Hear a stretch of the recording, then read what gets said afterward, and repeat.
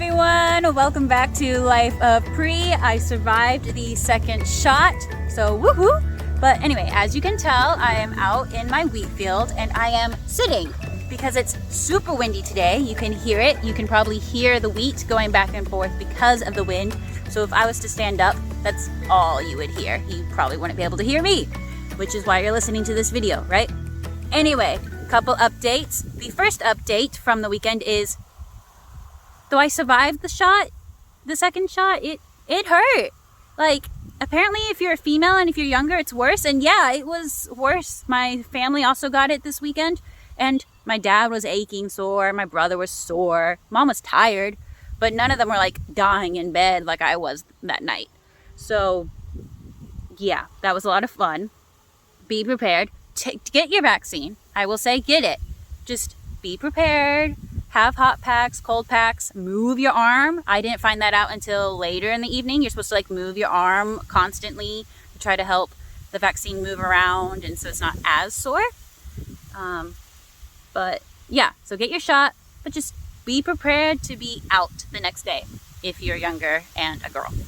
So anyway, before I go on to my next update, let's show you some stuff in the field. Okay, so it's time for our wheat lesson of the day. For those who were here with me from the very first video, you might recall that I mentioned something called height. Well, height is extremely important in wheat. Ancestral wheat is tall, like my FT2 population. However, thanks to the dwarfing gene, RHT, we're able to make dwarf and semi-dwarf wheat. And this is critical because it is what triggered the Green Revolution that basically saved the world from starvation. Don't believe me? Look it up. Extremely, extremely important.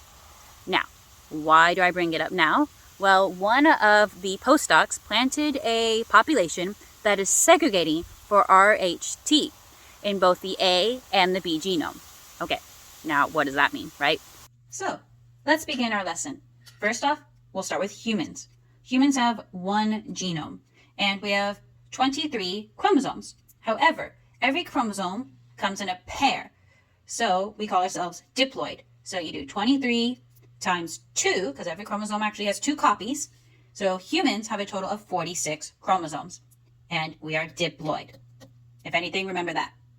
So what about wheat? Well, we'll first start with durum wheat, which is pasta, and it has 7 chromosomes. However, these 7 chromosomes, instead of just being in pairs, are actually replicated 4 times, and thus it is known as a tetraploid.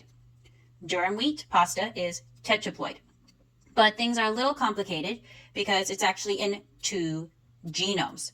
So every chromosome, the 7 chromosomes, are replicated 4 times, but 2 of them are in the A genome, and 2 of them are in the B genome. So they're not identical, but they're very similar, and thus we were able to identify, 7A versus 7B.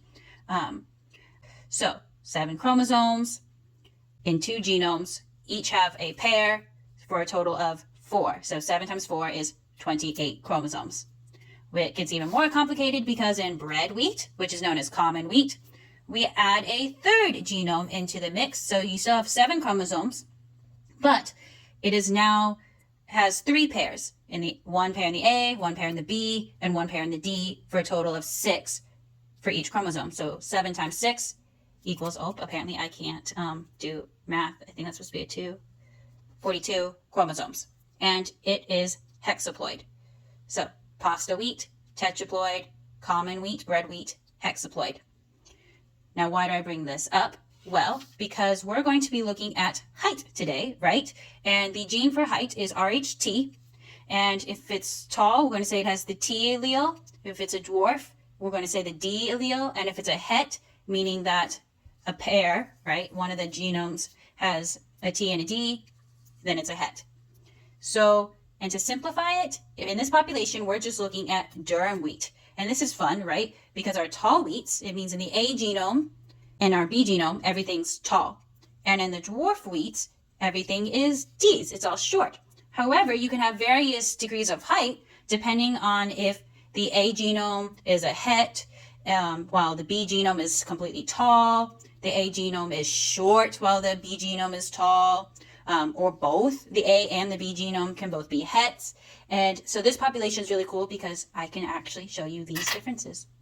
So here in front of me is a dwarf wheat. Well, just for this purpose, we're going to call it dwarf. It's the shortest plant here in this population that's segregating. And so we'll say it's like short. And then we go over here and it's a little bit taller. Okay, so maybe it's like a short and heterozygous. And then we go over and it's even a little bit taller. Okay, maybe it's heterozygous. And then here, oh, it's even taller, tall and heterozygous. And then we get here and it's just tall, so tall and tall, right? So you have the different combinations in this population from going from dwarf all the way to as tall as me, actually. And now I am back at my apartment, and you're probably thinking, wait, didn't you say there were 2 updates, Priscilla? You're right. And what is the second update? Well, I finished my afghan. You're like, what is that?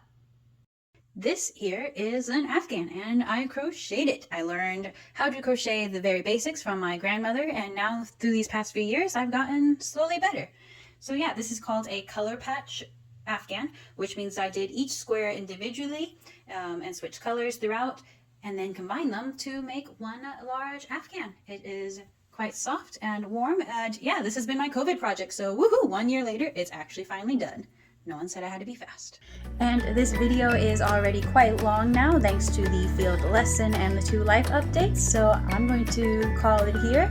See you all tomorrow.